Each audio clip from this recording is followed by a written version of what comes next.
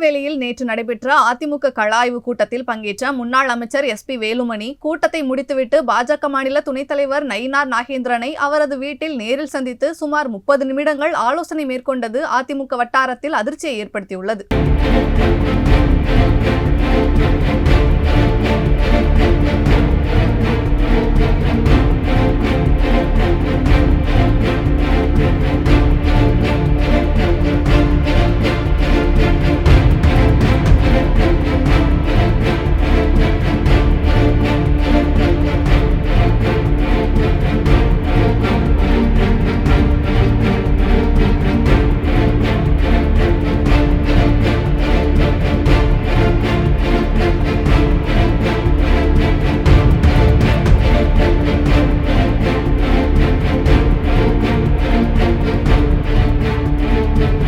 செய்திகளை உள்ளது உள்ளபடி தெரிந்து கொள்ள ரெஃப்ளெக்ட் நியூஸை சப்ஸ்கிரைப் பண்ணுங்க.